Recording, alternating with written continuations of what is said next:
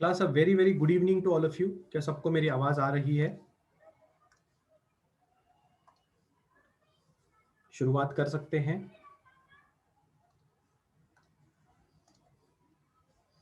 Good evening to all of you. शुरू करें। बढ़िया। आज जो हम टॉपिक स्टार्ट करने वाले हैं उसका नाम है डिस्पर्जन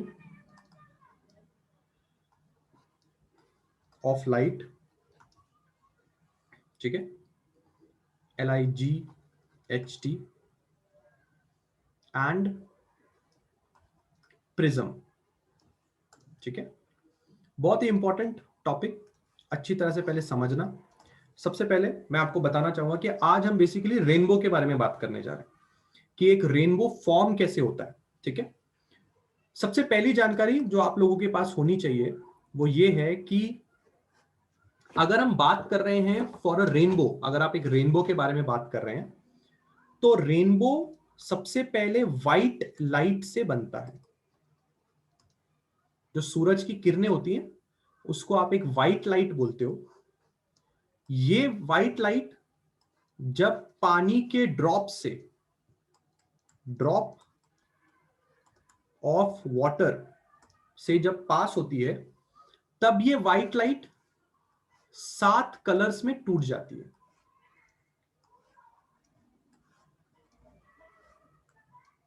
उन 7 कलर्स का नाम है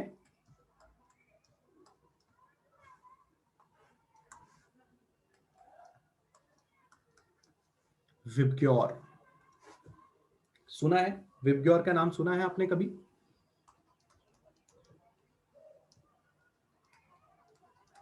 यस। विबग्योर में class V stands for violet, I stands for indigo, B stands for blue, G stands for green, Y stands for yellow, O stands for orange and R stands for red।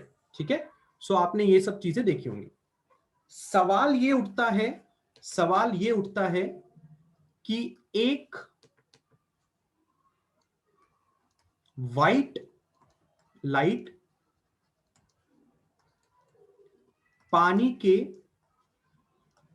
Drop से पास होने के बाद, पास होने के बाद, ठीक है, 7 colours में क्यों ब्रेक होती है?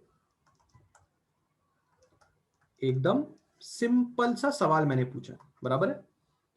कि ऐसा क्या होता है कि एक व्हाइट लाइट जब पानी के ड्रॉप से पास होता है तो वो 7 कलर में क्यों टूटता है?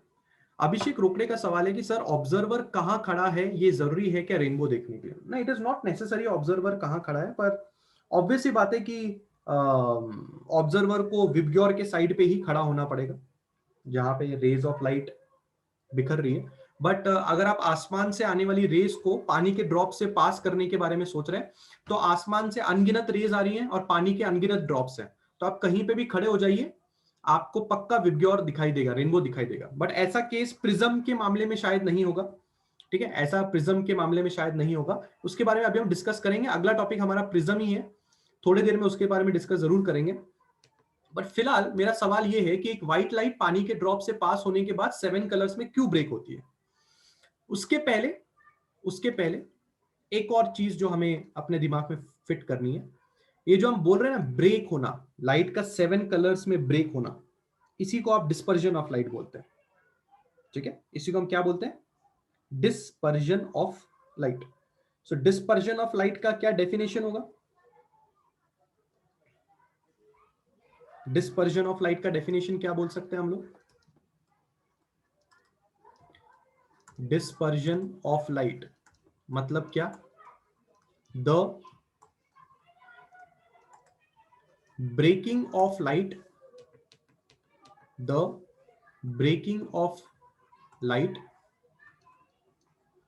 into its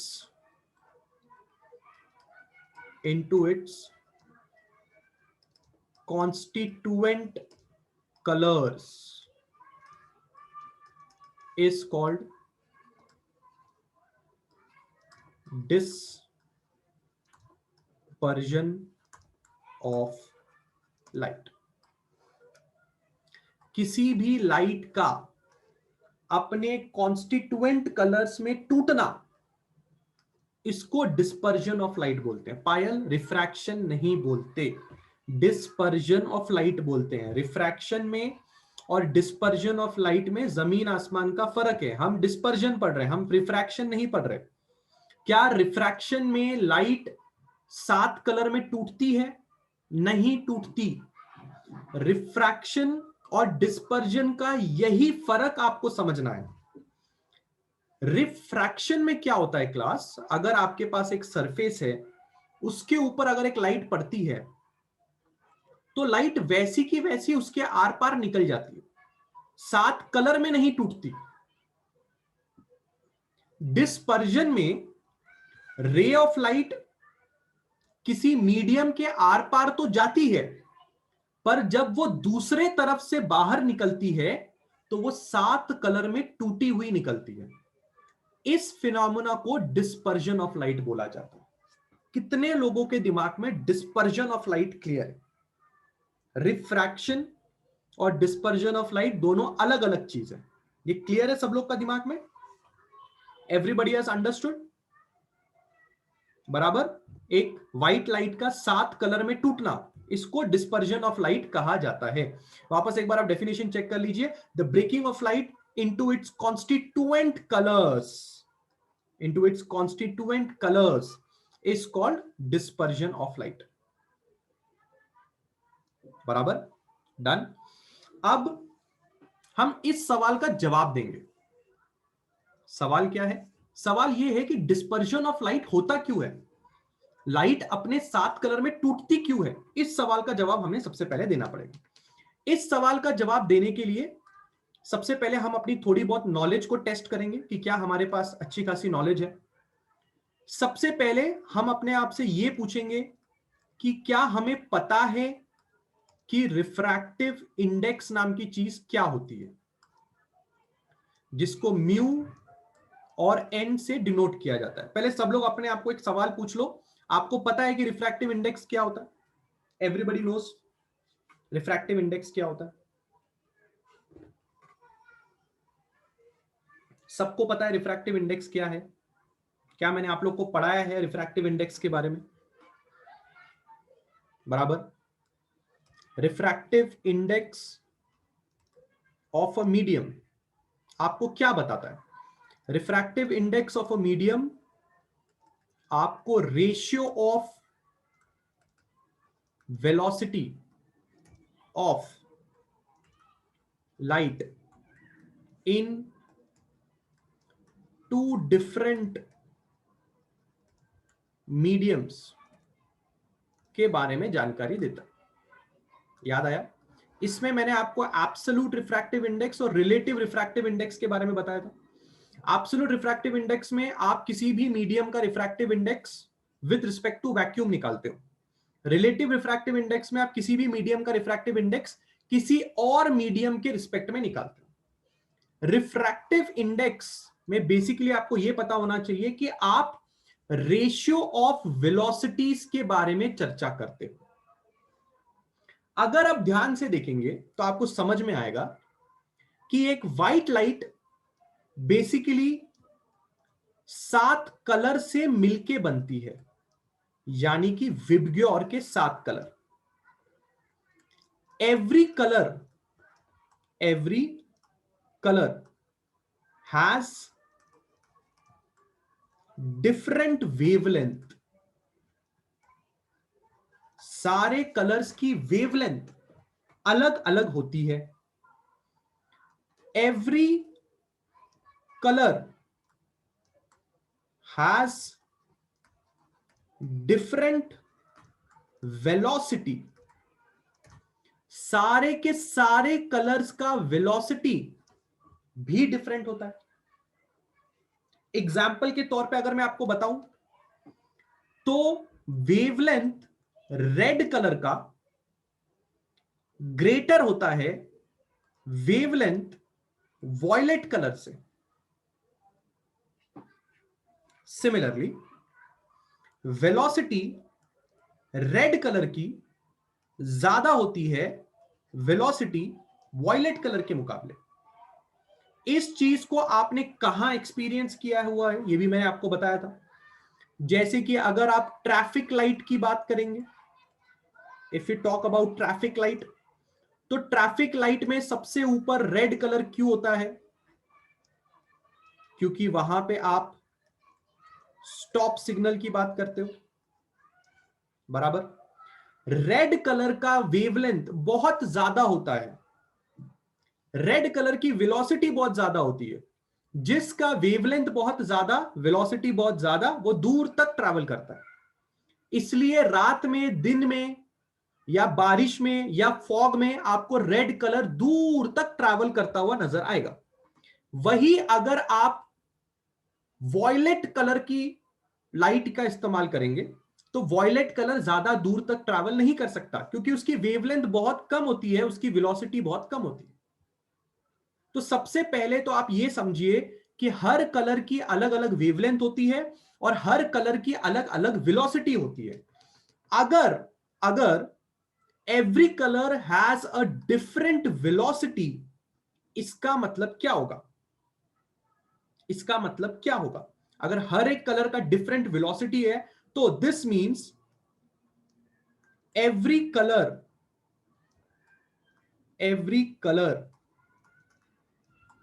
will have different refractive index for a given medium.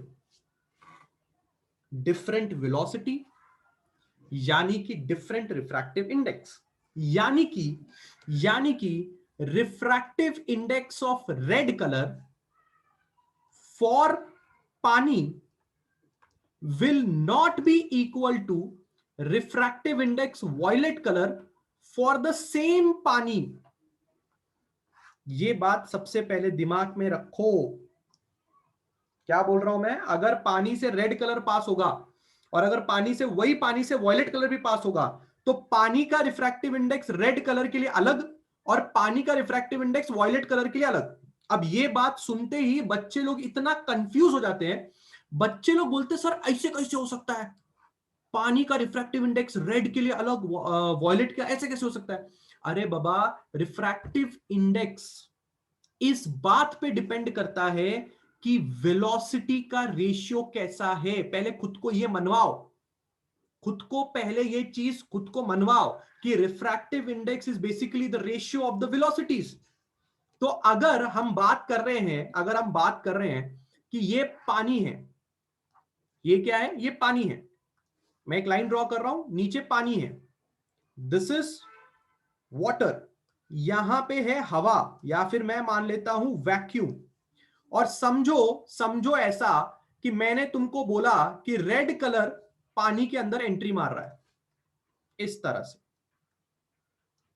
और मैंने तुमसे कहा कि वॉयलेट कलर पानी में एंट्री मार रहा है इस तरह से, वॉयलेट या ब्लूइश कलर पानी में एंट्री मार रहा है इस तरह से।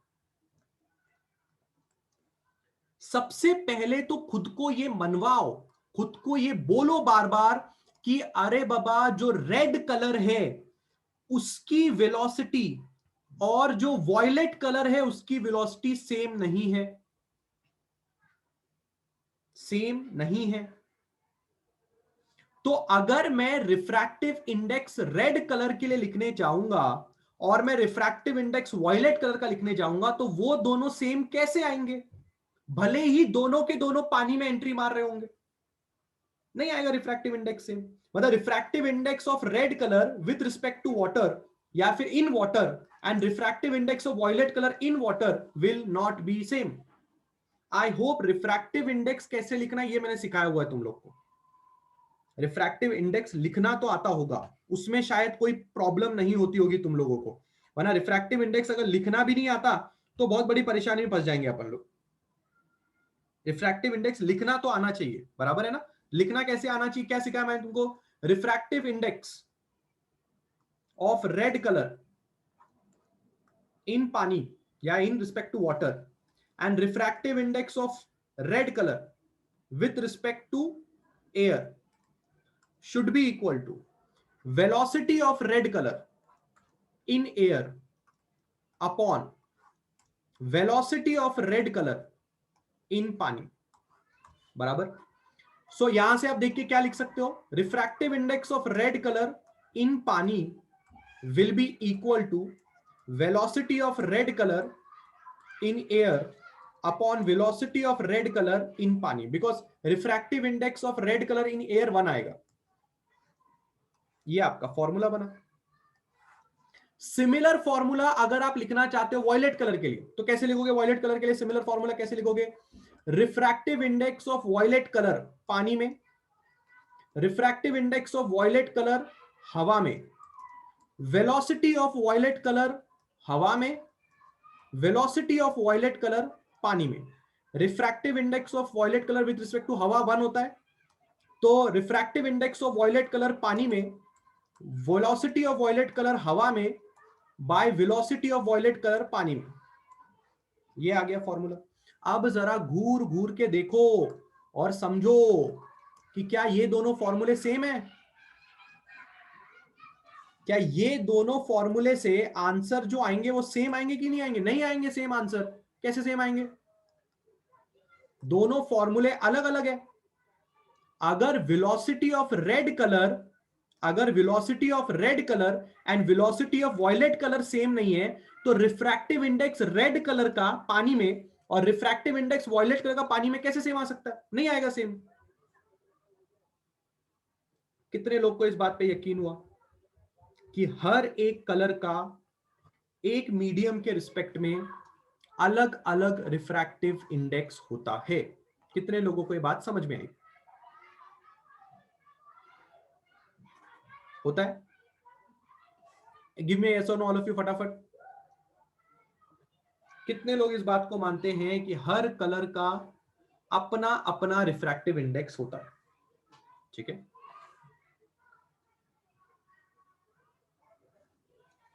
क्या क्या क्या मतलब हर कलर का क्या होता है? सूरज माने हर कलर का वेट कैसे होगा बेटा? कलर का वेट कैसे होता है सूरज माने?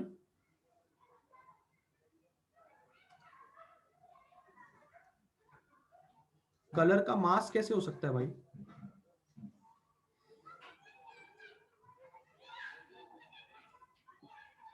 चलिए आगे बढ़ा। ये रीजन है कि हर एक कलर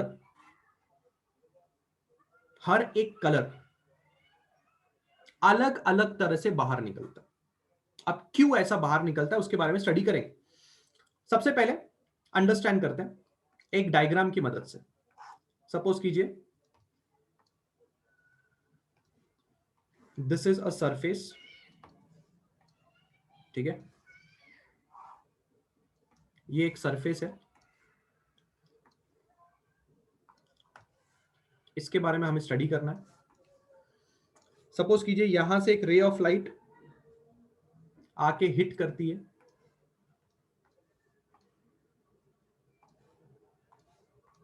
इस सरफेस को इस तरह से, ठीक है। कौन सी रे ऑफ लाइट है? ये एक वाइट लाइट है, ठीक है। अब इस रे ऑफ लाइट को एक्चुअल में ऐसा चले जाना चाहिए, like this ray of light should go like this. ऐसा इस रे ऑफ लाइट को चले जाना चाहिए। क्या है ये? इसको बोला जाएगा इसका एक्सपेक्टेड पाथ। पर ये रे ऑफ लाइट ऐसी नहीं जाएगी, ठीक है। एक और बात मैं आपको बताना चाहता हूं कि ये आपका एक रेयरर मीडियम है, ये आपका एक डेंसर मीडियम है। तो जब रे ऑफ लाइट किसी डेंसर मीडियम में एंट्री करती है तो आप बहुत अच्छी तरह से जानते हैं कि वो बेंड होती है अवे फ्रॉम द नॉर्मल, ठीक है। तो आपकी रे ऑफ लाइट कुछ इस तरह से बेंड हो जाएगी।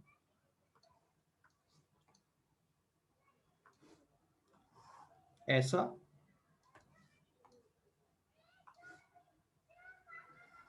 ऐसा। ये जो कलर आप देख रहे हैं ये आपका वॉयलेट कलर है, और ये जो कलर आप देख रहे हैं ये आप रेड कलर देख रहे हैं। इसके बीच में 7 कलर और है, पर मैं सिर्फ वॉयलेट और रेड बना रहा हूं। इसके बीच में वॉयलेट और रेड कलर के बीच में और 5 कलर्स हैं, यहां पे और 5 कलर्स हैं, तो please don't take me wrong, यहां से और 5 कलर्स हैं। ये हो गया 2,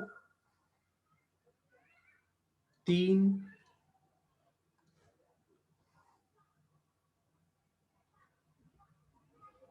4,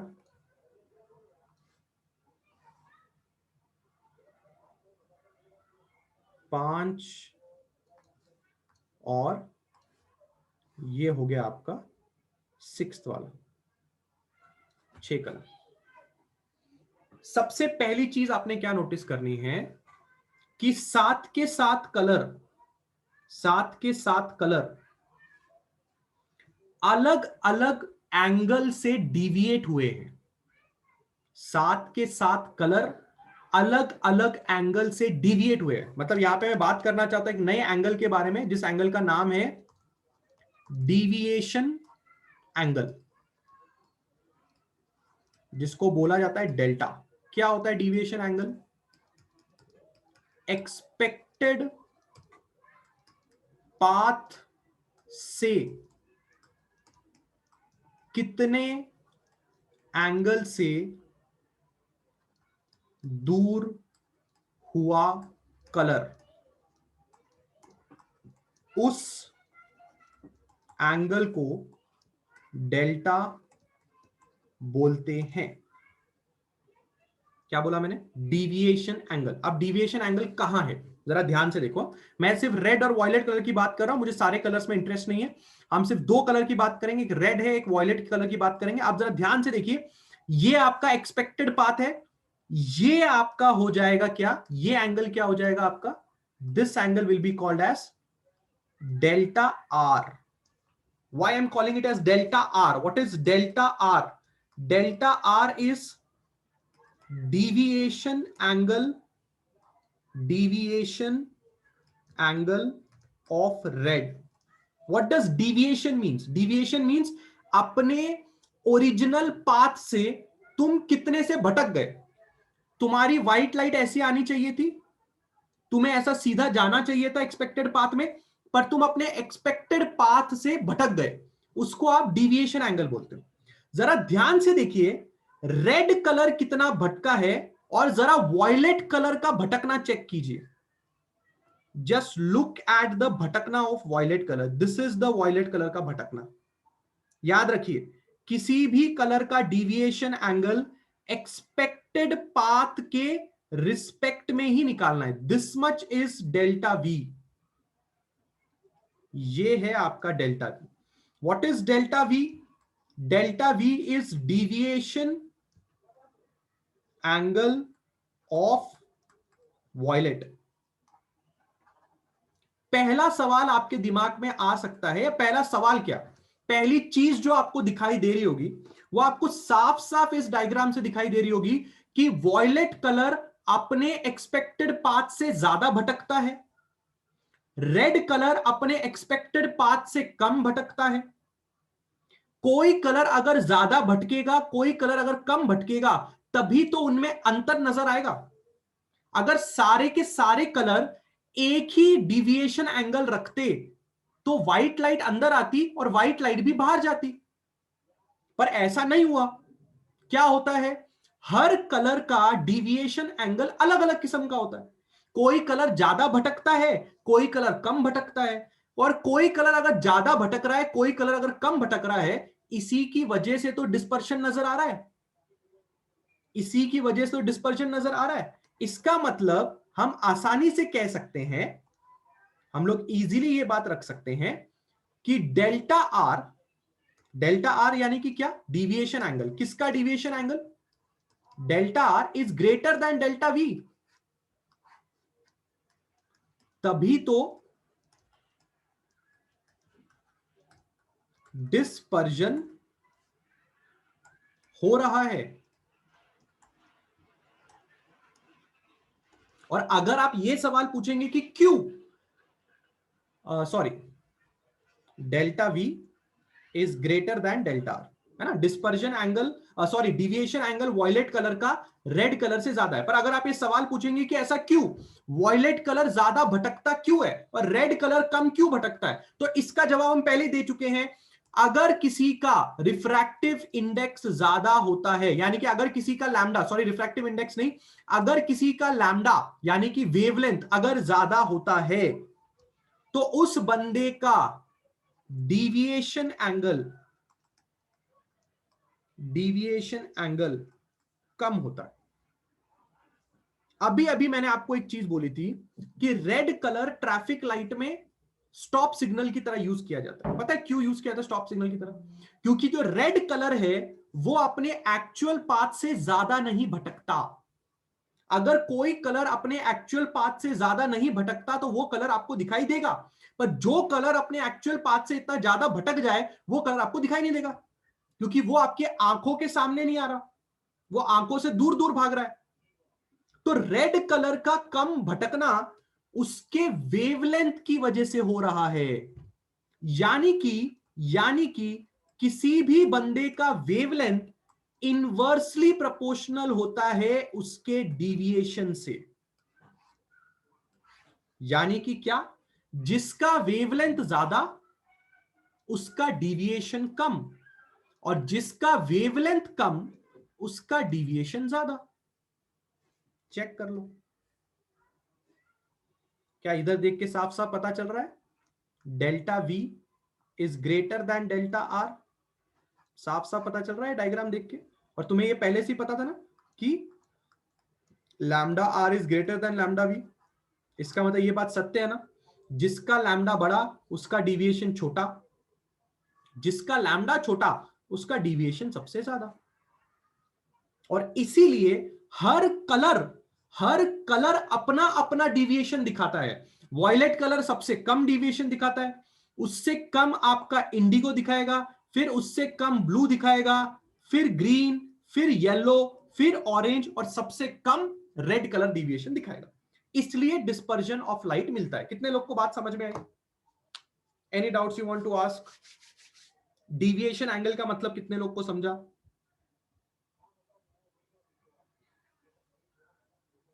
क्लियर? पक्का समझ चुका है? कोई डाउट पूछना चाहता है मेरे से? क्या सब लोग को समझ में आया कि अलग अलग रिफ्रैक्टिव इंडेक्स होने की वजह से, अलग अलग वेवलेंथ होने की वजह से सब कलर का अलग अलग डिविएशन एंगल आता है? अगर सब कलर का अलग अलग डिविएशन एंगल आता है तभी तो आपको डिस्पर्जन मिलेगा।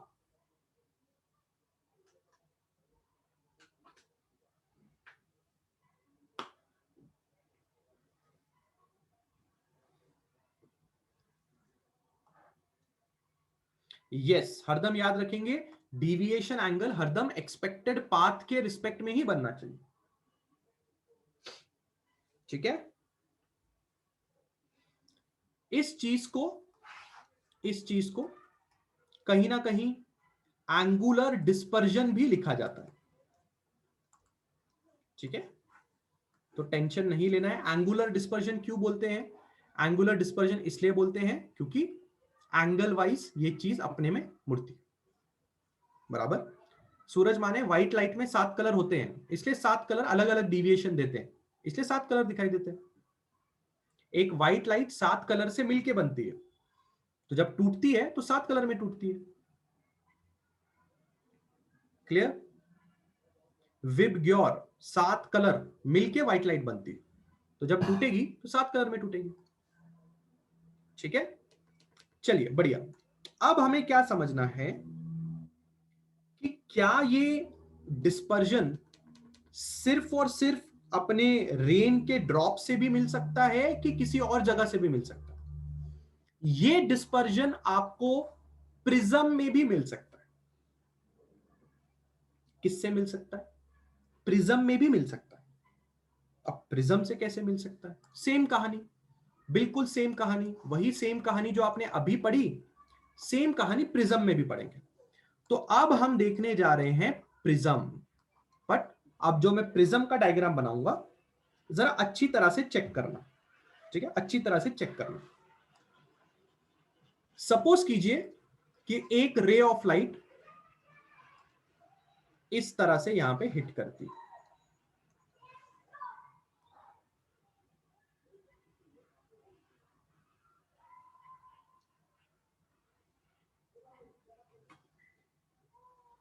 यस दर्शन, एब्सोल्युटली करेक्ट।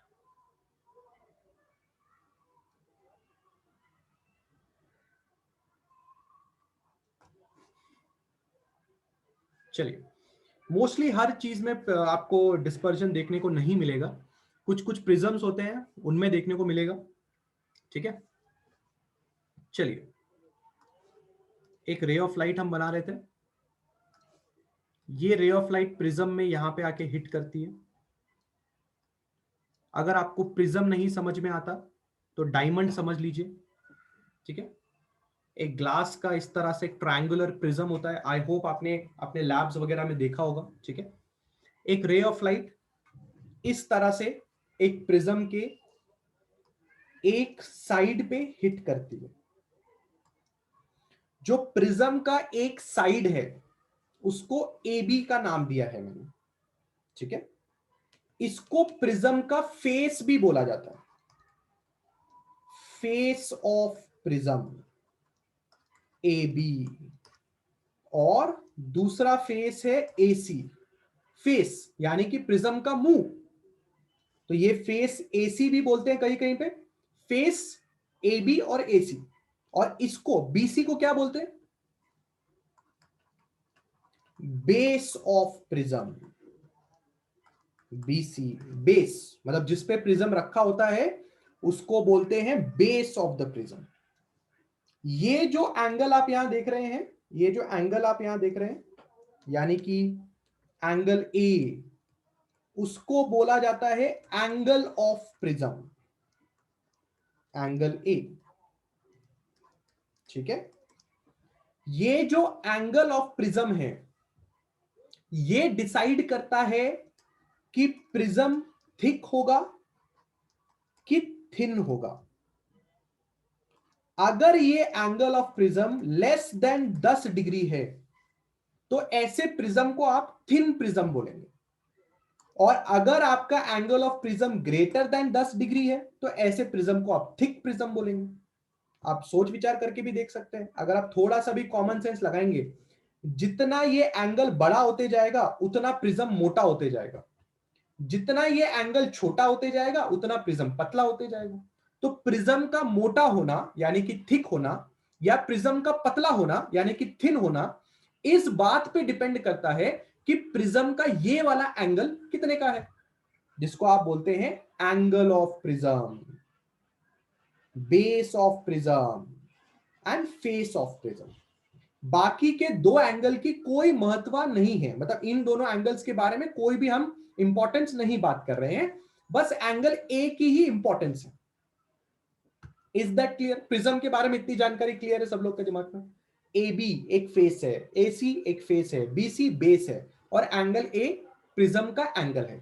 ये एंगल 10 डिग्री से कम होगा तो आप थिन प्रिज्म बोलेंगे, 10 डिग्री से ज्यादा होगा तो थिक प्रिज्म बोलेंगे। Done? Everybody got this idea about the prism?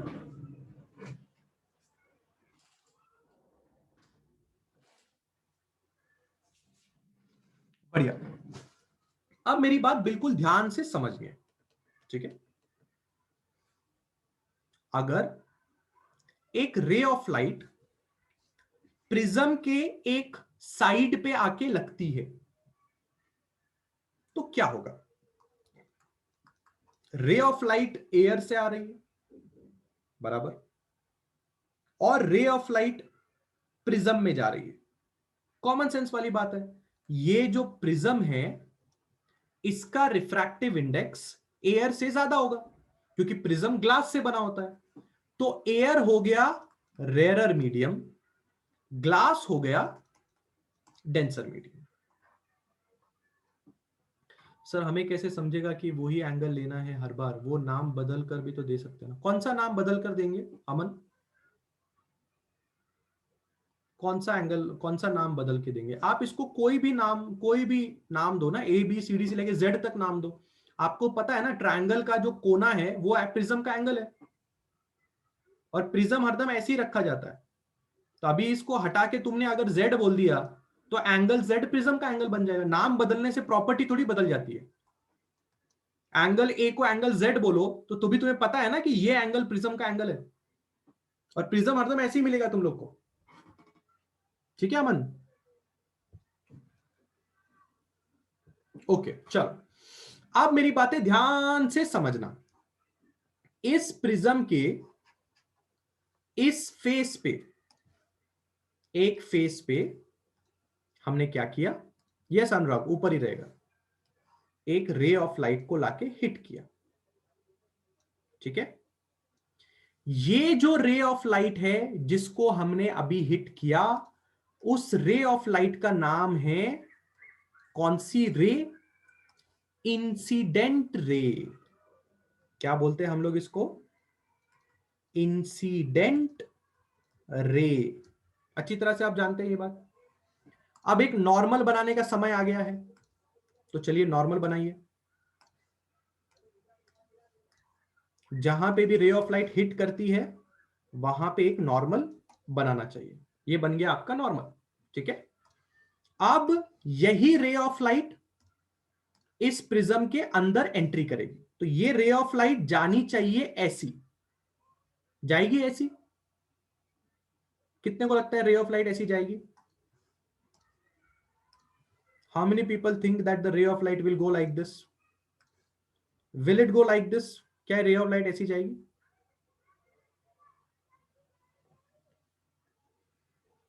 नहीं जाएगी। तो ये जो रे ऑफ लाइट का मैंने ये बनाया है, ये हो जाएगा इसका एक्सपेक्टेड पाथ। हो गया? एक्सपेक्टेड पाथ क्या होता है class? What is expected path? Ray of light कैसी जानी चाहिए, रे ऑफ लाइट कैसी जानी चाहिए, उसको आप एक्सपेक्टेड पाथ कहते हैं। बराबर है कि नहीं? तो अगर इंसिडेंट रे ने ऐसा हिट किया तो ये हो गया आपका एक्सपेक्टेड पाथ। बराबर? बिल्कुल सही।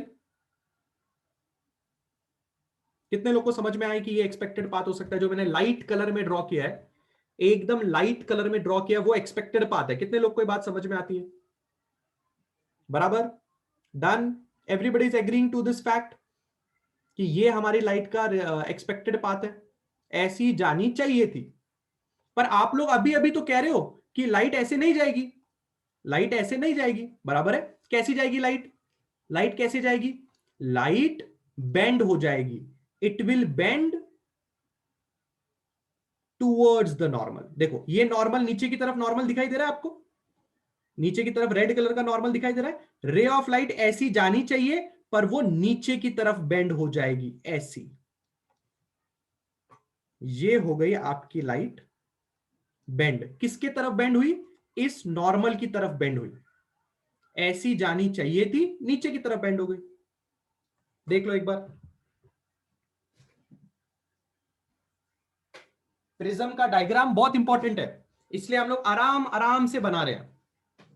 ठीक है,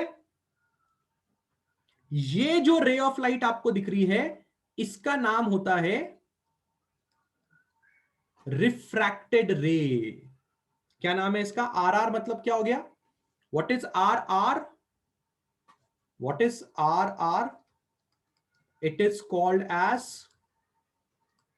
रिफ्रैक्टेड रे। बराबर? सब लोगों को ये बात आराम से समझ में आनी चाहिए। ठीक है, ये आनंद नॉर्मल हरदम सरफेस को परपेंडिकुलर होता है, यहां पे 90 डिग्री का एंगल बन रहा है।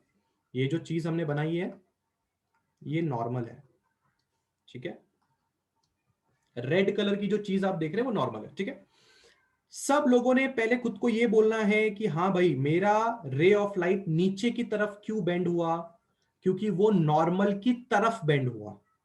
कुछ बच्चों लोग का डाउट होता है, सर नॉर्मल तो यहां भी है, नॉर्मल तो यहां भी है, तो आपने रे ऑफ लाइट ऐसे क्यों नहीं बेंड करवाई? अभी रे ऑफ लाइट ऐसी जानी चाहिए थी ना, तो वो इधर क्यों नहीं गई, ऐसी क्यों नहीं गई? वो भी तो नॉर्मल है ना, नीचे ही क्यों गई?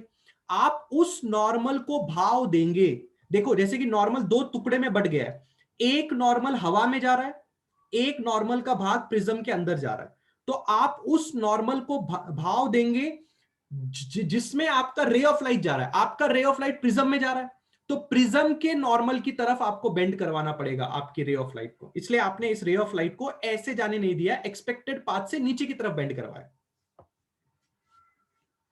आई बात समझ में आई सबको? नीचे की तरफ बेंड क्यों करवाया? क्लियर है? Done everybody? बहुत ही बढ़िया। अब समय आ गया है दूसरा नॉर्मल बनाने का। ये बना अपना दूसरा नॉर्मल। अब आप सोच रहे हैं सर दूसरा नॉर्मल, बिल्कुल सही। अब आपकी रे ऑफ लाइट प्रिज्म से वापस बाहर जाने की कोशिश करेगी। अब आपकी रे ऑफ लाइट प्रिज्म से वापस एयर में जाने की कोशिश कर रही है। देखो, पहले वो ए बी नाम के फेस से टकरा के प्रिज्म के अंदर आई। अब वो AC नाम के फेस से टकरा के प्रिज्म से बाहर जाना चाहती है। तो प्रिज्म से बाहर कैसे जाने चाहेगी? वो प्रिज्म से बाहर ऐसी जाना चाहेगी। जाएगी क्या ऐसे? ऐसी सीधी जाएगी प्रिज्म के बाहर? विल इट गो सीधा like this from the prism? नहीं ना, ऐसी तो नहीं जाएगी ना रे ऑफ लाइट। कैसी जाएगी फिर? अगर वो ऐसी नहीं गई तो कैसी जाएगी? क्या करूं? नॉर्मल की तरफ लेके जाऊं कि नॉर्मल से दूर भगा के लेके जाऊं? मुझे लगता है ऐसे भगानी चाहिए।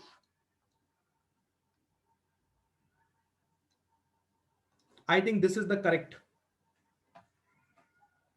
चेक कर लीजिए। नॉर्मल ये है, दिस इज द नॉर्मल। ये आपकी दूसरी नॉर्मल है, और इस नॉर्मल से पहले रे ऑफ लाइट ऐसी जानी चाहिए थी, बराबर है। अब वो नीचे की तरफ चली जाएगी, बराबर। याद रखिए, मैंने यहां पे एक ही रे ऑफ लाइट बनाई है। आपने ये भूलना नहीं है कि यहां पे 7 की 7 रे ऑफ लाइट्स होंगी। पर अभी हम लोग 7 की 7 रे ऑफ लाइट में इंटरेस्टेड नहीं है। हम खाली इस बात में इंटरेस्टेड है कि रे कैसे आती है, कैसे जाती है। ये जो रे ऑफ लाइट आपको अभी बाहर जाते हुए नजर आ रही है, इस रे ऑफ लाइट का एक नया नाम है। इसको बोला जाता है क्या? एमरजेंट रे। क्या बोला जाता है? एमरजेंट रे। एमरजेंट किस वर्ड से बना है? एमरजेंट वर्ड बना है एमर्ज करने से।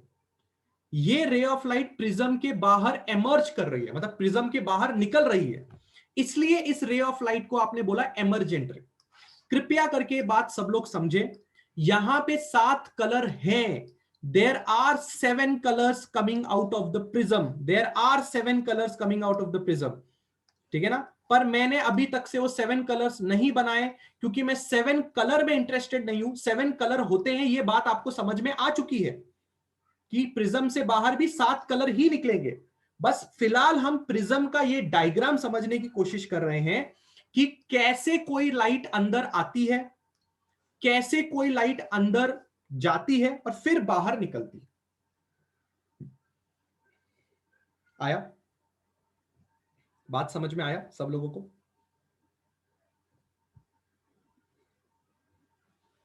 ठीक है, चलिए। 7 कलर ना सही, 7 में से कुछ कलर बना सकते हैं हम लोग। सो मैं 7 में से 2 कलर्स बना लेता हूं। ठीक है, साई वो वापस एक लाइट नहीं होगी। कौन बोला एक लाइट होगी? 7 के 7 कलर दिखाई देंगे आपको। ये है आपका रेड और ये है आपका वॉयलेट, बराबर। यस यस यस वरदान, 7 कलर्स 7 नॉर्मल्स। इसलिए आप, मैं इतना उतना ज्यादा मैं नहीं बनाना चाहता। ठीक है,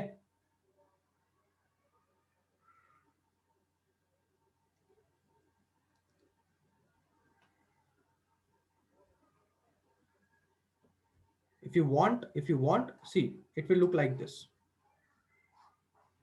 अगर आपको 7 के 7 कलर देखने ही है, 7 ना सही मैं 2 ही बना देता हूं आप लोगों के लिए। ये देखो, ऐसा बनेगा। प्रिज्म के अंदर जाते ही कलर टूटना शुरू हो जाते हैं। ये पहला कलर, और समझो ये और एक कलर। ऐसे प्रिज्म के अंदर ही, ऐसे प्रिज्म के अंदर ही 7 कलर टूट जाते हैं। हम लोग सिर्फ अभी 2 बना रहे हैं, और सातों सातों कलर के लिए आपको 7 नॉर्मल बनानी पड़ेंगी, जो मैं फिलहाल नहीं बना रहा हूं। और फिर प्रिज्म से बाहर इस तरह से रे ऑफ लाइट्स आती है।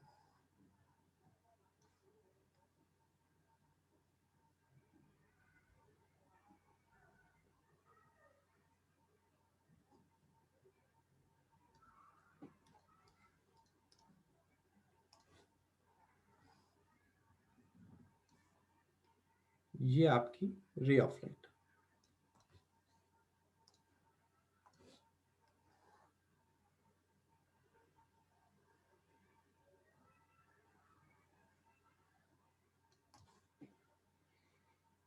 समझ लीजिए, ये आपकी रेड कलर हो गया, ये आपका वॉयलेट कलर हो गया। इस तरह से आपका डायग्राम दिखता है। तो रेड कलर हो या वॉयलेट कलर हो, जो भी कलर हो, सबको आप क्या नाम देंगे? इस सबको आप बोलेंगे क्या? एमरजेंट रे। सो क्या हुआ? क्या बात को समझ में आई? व्हाइट लाइट ने एंटर किया, प्रिज्म के अंदर ही व्हाइट लाइट 7 कलरों में टूट जाती है। प्रिज्म के अंदर जाते ही व्हाइट लाइट 7 कलर में टूट जाती है। इसका मतलब हमें यहां पे 7 नॉर्मल बनाने पड़ेंगे, 7 नॉर्मल्स। आ रही है बात समझ में? सारी के सारे कलर्स अलग अलग जगह पे निकलेंगे, बराबर है? तो 7 नॉर्मल। अमन, आराम आराम से, आराम आराम से, ठीक है? एमरजेंट रे, एमरजेंस रे किस किस के बीच में होती है? किस किस के बीच में होती है मतलब जो बाहर निकलती है वो एमरजेंस रे हो गई।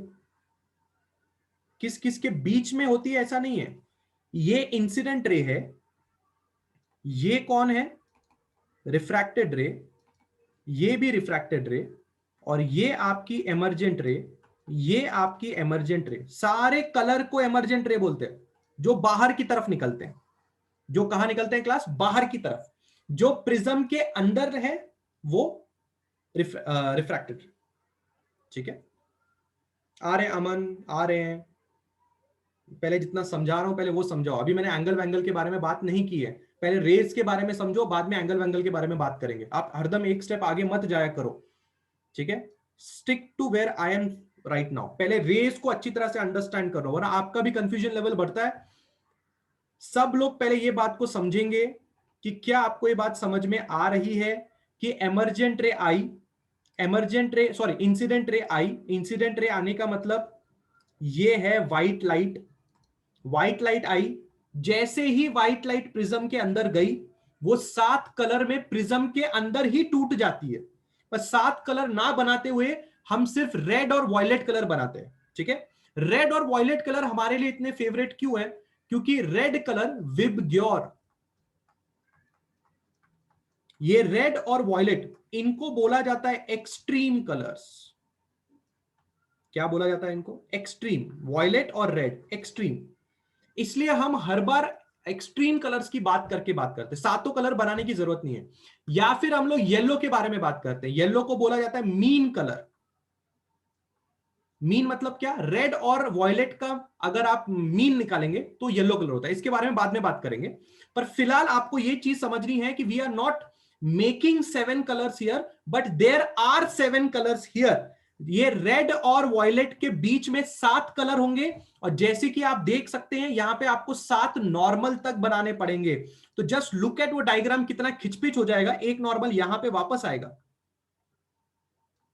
दिख रहा है? I'm not making it. I'm not making the normals, but just look at how it is happening. कितने लोगों के दिमाग में डायग्राम क्लियर है? एमरजेंट रे, रिफ्रैक्टेड रे, इंसिडेंट रे, रिफ्रैक्टेड रे, एमरजेंट रे। ये बातें सब लोग को समझ में आ रही हैं?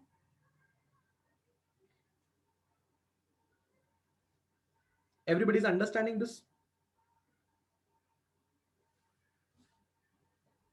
सब लोग का रिप्लाई आना चाहिए, पक्का? पक्का गॉट इट है?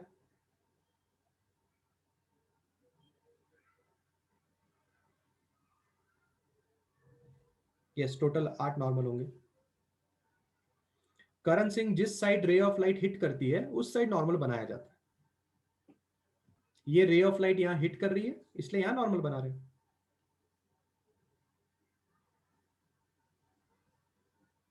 रिफ्रैक्टेड रे प्रिज्म से बाहर जाने की कोशिश कर रही है इसलिए नॉर्मल बना रहे हैं।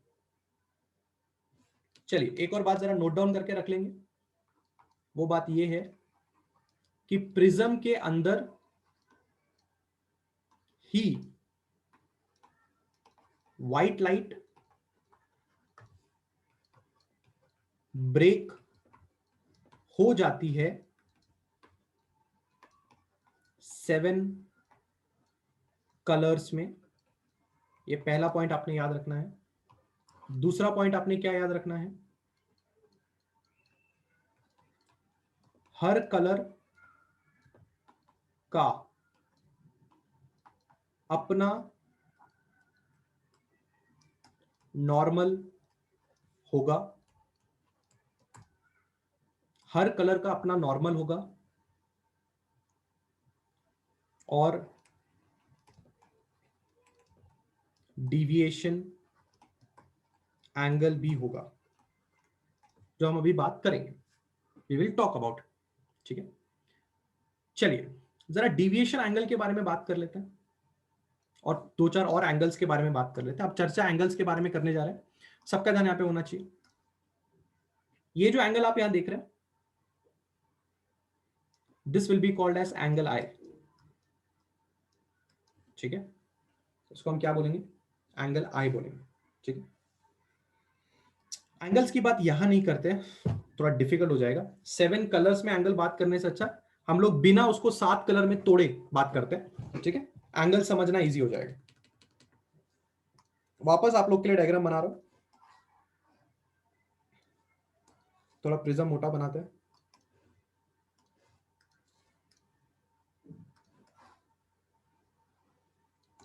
ठीक है, ये हमारा प्रिज्म हो गया।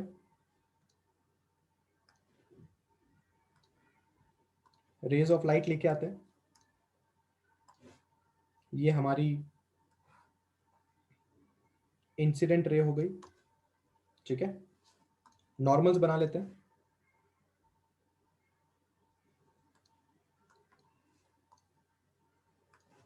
ये हमारा पहला नॉर्मल हो गया। अब ये इंसिडेंट रे से जरा एक्सपेक्टेड पाथ ड्रॉ कर लेते हैं। ये रे ऐसी जानी चाहिए, पूरा आगे तक मैं एक्सपेक्टेड पाथ ड्रॉ कर रहा हूं। बाद में मैं सब लोगों के नामकरण कर दूंगा, पहले सिर्फ मैं डायग्राम रेडी कर रहा हूं। अब इसके बाद ये रे अंदर की तरफ जाएगी इस तरह से। प्लीज मेरा पॉइंट समझिए, यहाँ पे 7 कलर होने चाहिए, पर हम 7 कलर लेके अभी नहीं पढ़ रहे हैं, क्योंकि 7 कलर लेके पढ़ेंगे तो बातें समझ में नहीं आएंगी, एंगल समझ में नहीं आएंगे, इसलिए हम एक ही लाइन लेके पढ़ रहे हैं। पर प्लीज अंडरस्टैंड करें कि यहाँ पे 7 कलर होंगे। वापस एक नॉर्मल बनाने का टाइम आ गया। ये होगा हमारा दूसरा नॉर्मल इस तरह से। अब रे ऑफ लाइट वापस वहां से बाहर जाएगी, तो ये रे ऑफ लाइट यहां से इस तरह से बाहर चली जाएगी यहां। ठीक है, नामकरण में क्या चीज क्या है पहले मैं वो मेंशन कर देता हूं आप लोगों के लिए। सबसे पहले तो आप नॉर्मल हैं, आप भी नॉर्मल हैं। ठीक है, आपका नाम ए है, आपका नाम बी है, आपका नाम सी है। आप इंसिडेंट रे के नाम से जाने जाते हैं, आप एमर्जेंट रे के नाम से जाने जाते हैं, आपका नाम है रिफ्रैक्टेड रे। इतनी बातें सबको पता है। आप होने चाहिए थे एक्सपेक्टेड पाथ। सबसे पहले एंगल्स की तैयारी शुरू कर रहे हैं, सबका ध्यान यहाँ पे होना चाहिए। Angles are one of the important factors जो बहुत बच्चे लोग गलत कर देते हैं। इंसिडेंट रे और नॉर्मल के बीच में जो एंगल होगा उसको बोला जाएगा एंगल आई, यानी कि एंगल ऑफ इंसिडेंस। ठीक है, एमर्जेंट रे और नॉर्मल के बीच में जो एंगल होगा उसको बोला जाएगा एंगल ई। ये नया एंगल आज आपने सीखा। इंसिडेंट रे नॉर्मल के बीच में एंगल आई, एमर्जेंट रे और नॉर्मल के बीच में एंगल ई। तो what is angle I? Angle of incidence, incidence. What is angle E? Angle of emergence. तो सबसे पहले ये दो एंगल आप लोगों ने अच्छी तरह से देख लेने। ये एक एंगल के बारे में पहले ही चर्चा हो चुकी है। क्या होता है एंगल ए? इसको बोला जाता है एंगल ऑफ प्रिज्म। इसके बारे में पहले ही बातचीत हमारी हो चुकी है। और भी एंगल्स हैं, बिल्कुल ध्यान से देखिए। ये रिफ्रैक्टेड रे है और ये नॉर्मल है। इस एंगल को बोला जाता है R1। ये रिफ्रैक्टेड रे है, ये नॉर्मल है। इस एंगल को बोला जाता है R2। दो बार आपकी रे ऑफ लाइट रिफ्रैक्शन कर रही है, एक बार प्रिज्म के अंदर आने के लिए और एक बार प्रिज्म से बाहर जाने के लिए। तो दो एंगल ऑफ रिफ्रैक्शन यहां पे बनेंगे, R1 और R2। तो what are R1 and R2? Angle of refraction.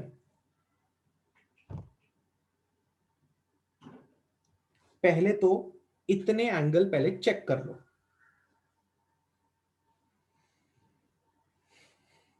भूलना मत, ये कलर है, एमर्जेंट रे यानी कि कलर। पर हमने एक ही बनाया, 7 होने चाहिए, अंदर भी 7 होने चाहिए, बाहर भी 7 होने चाहिए, पर एक ही बना के स्टडी कर रहे हैं, वरना इतने सारे एंगल बनाने में वाट लग जाएगी। इसलिए बोलिए, अभी आपको इतने एंगल समझ में आए? एंगल आई, एंगल ई, R1, R2 और एंगल ए। अभी तक से मैंने 1 2 3 4 5 5 एंगल्स बनाए हैं। 5 एंगल सब लोग को समझ में आए? पक्का? ठीक है, अब आप मुझे एक सवाल का जवाब दो। डिविएशन एंगल कहां बनता है? डिविएशन एंगल कैसे बनाते हैं, पहले बताओ मेरे को। How do you make deviation angle? बताना जरा, डिविएशन एंगल कैसे बनता है? किसके किसके बीच में डिविएशन एंगल बनता है? अभी ऊपर सिखाया था। हाँ, एक्सपेक्टेड पाथ और किसके बीच में? अभी ऊपर बताया था डिविएशन एंगल किसके बीच में बनता है, बताओ। ये लो डायग्राम देख के बताओ, ये लो डायग्राम देख के बताओ। डिविएशन एंगल मैंने यहां किसके किसके बीच में बनाया?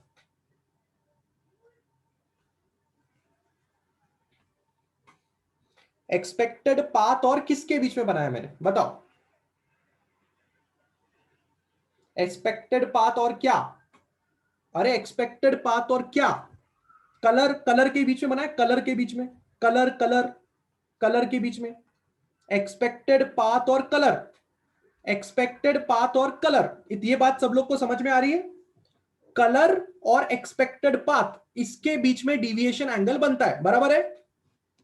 बराबर है। तुम्हारा कलर ही तुम्हारा इमर्जेंट रे है कि नहीं है? तुमने तुम्हारे कलर को नया नाम दिया कि नहीं नाम दिया? तुमने तुम्हारे कलर को क्या नया नाम दिया? Emergent ray. You started calling your colour as emergent ray, बराबर है कि नहीं? तो तुम्हारा एंगल ऑफ डिविएशन किसके बीच में बनेगा? डेल्टा एंगल किसके बीच में बनेगा? डेल्टा एंगल बनेगा emergent ray and expected path के बीच में, बराबर है? बराबर है। अच्छा, अब मुझे ध्यान से मेरा सवाल सुनना। एमर्जेंट रे और एक्सपेक्टेड पाथ, क्या ये दोनों चीजें? हाँ अमन, ऊपर वाले डायग्राम में भी मैंने उसको इमरजेंट रे लिखा था, आपने सुना नहीं शायद।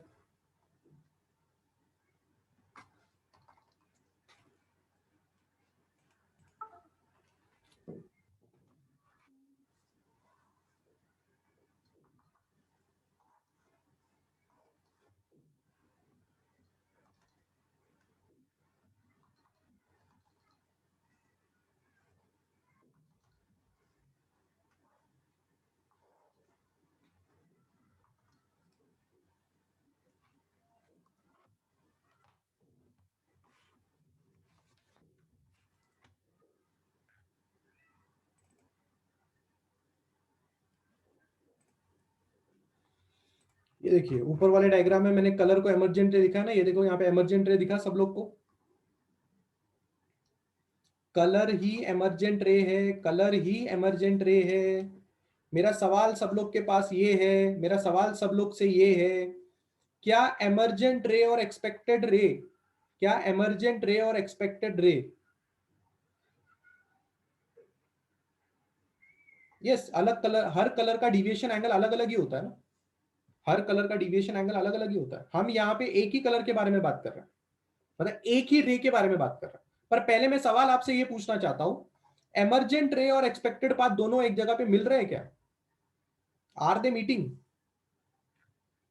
Can you see emergent ray and expected path meeting?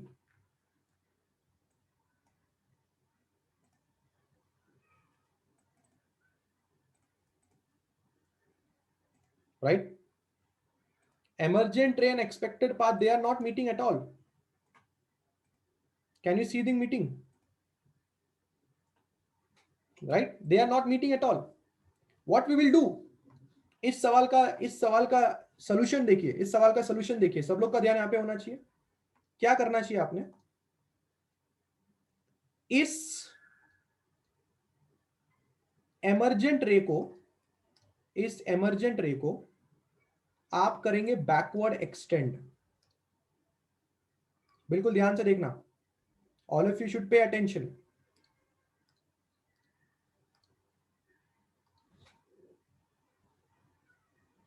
ये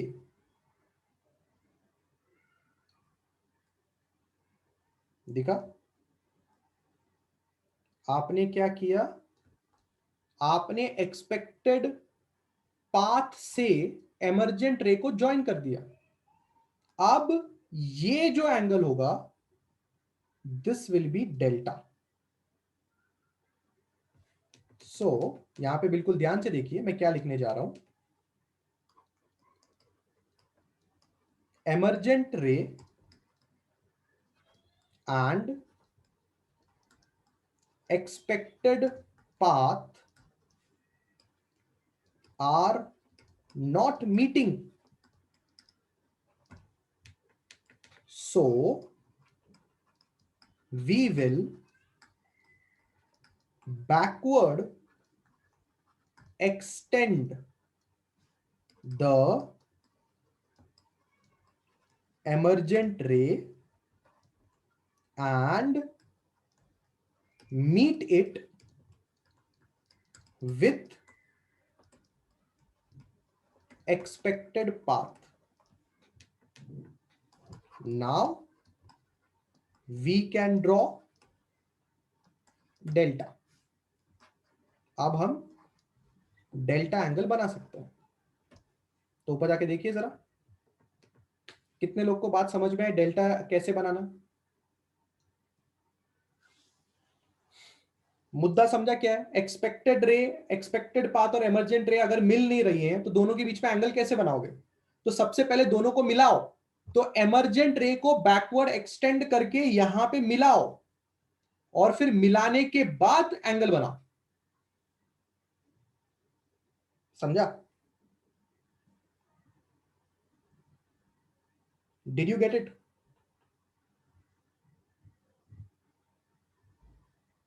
कितने लोग को बात समझ में आई?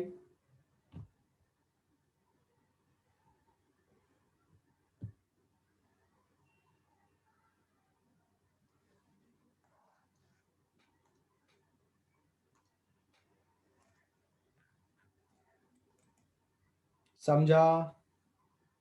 रिप्लाई आना चाहिए सब लोगों का। समझा?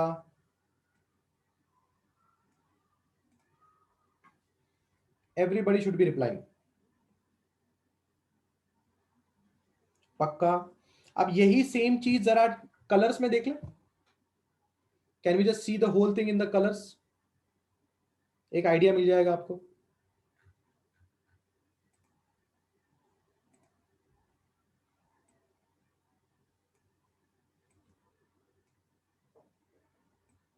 ठीक है, चलो कलर्स में देख लेते हैं, एक बार रुक जाओ।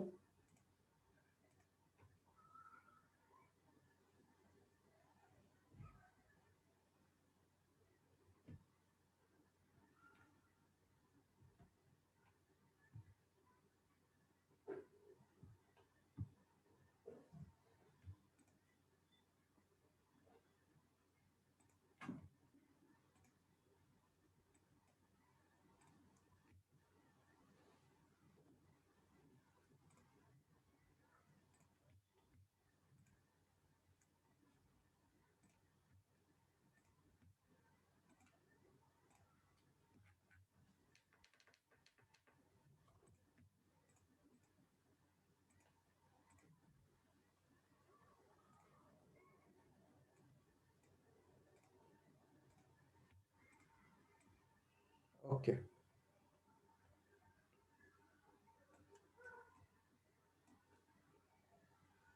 ये देखिए टेक्स्ट बुक से डायग्राम लिया है मैंने, थोड़ा आपको आइडिया बैठ जाएगा, सबका ध्यान यहाँ पे होना चाहिए। प्रिज्म को लेके कोई भी डाउट आपके दिमाग में नहीं रहना चाहिए, ठीक है। देखिए इंसिडेंट रे आपको यहां से यहां दिखाई दे रही है, ठीक है। इंसिडेंट रे जाके हिट करती है और वो रिफ्रैक्टेड रे बन जाती है, ठीक है। तो ये देखिए इंसिडेंट रे गई, वो रिफ्रैक्टेड रे बनी और फिर एमर्जेंट रे बन गई, ठीक है।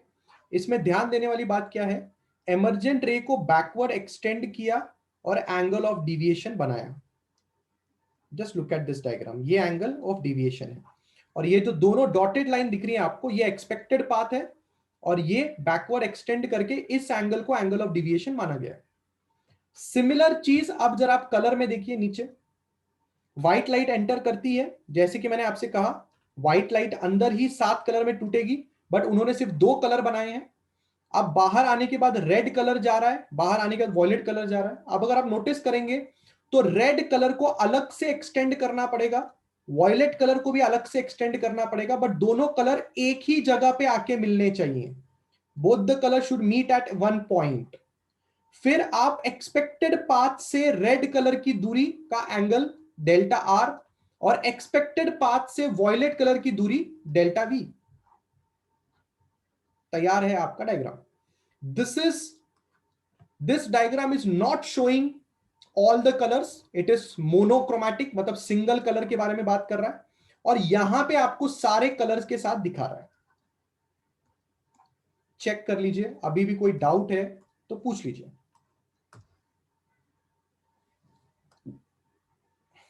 और you are getting the fundamental. पक्का समझा सब लोगों को? Everybody is clear with the diagram, no issues with the diagram? हमने जो ऊपर डायग्राम बनाए वो क्लियर है सब लोग के दिमाग में? डेल्टा कैसे बनाना है वो क्लियर है? बढ़िया, ठीक है। नाउ प्लीज अंडरस्टैंड, हम ये सब क्यों पढ़ रहे हैं? आपने अभी कितने एंगल्स देखे हैं यहां पे? आपने एंगल आई देखा, ई देखा, ए देखा, डेल्टा देखा, R1 देखा और आपने R2 देखा, ठीक है।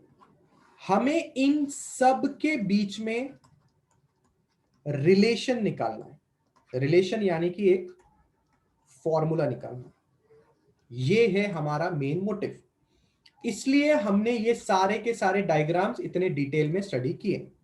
तो मैं आपसे रिक्वेस्ट करूंगा कि नेक्स्ट लेक्चर में आने के पहले आप इन सारे डायग्राम्स को अच्छी तरह से स्टडी करके आए, तभी हम नेक्स्ट लेक्चर में इसके डेरिवेशंस के ऊपर शुरू कर सकते हैं, यानी कि हम इन सारे एंगल्स के बारे में पढ़ाई कर सकते हैं।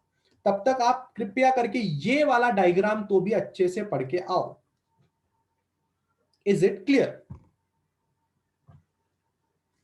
Done everybody? अंडरस्टूड मैं क्या बोलने की कोशिश कर रहा हूं? डिस्पर्जन आज का लेक्चर और प्रिज्म, प्रिज्म में कैसे कैसे क्या क्या हो रहा है, इतना आपने पढ़ के आना है, ठीक है।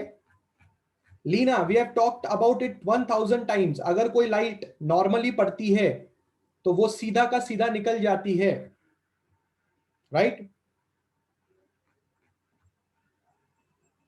सूरज माने सन की रेज व्हाइट ही होती है, 7 कलर से मिलके बनती है पर होती है व्हाइट। बोलिए, डन है आज का लेक्चर? पक्का नेक्स्ट लेक्चर में आएंगे तो सारे कलर के बीच में रिलेशनशिप फॉर्मूला ढूंढेंगे। Got it everybody? पक्का पढ़ के आना, बिना पढ़े नेक्स्ट लेक्चर में मत आना, ये डायग्राम तो भी पढ़ के आना, ठीक है। मिलते हैं अगले लेक्चर में, चलो बाय।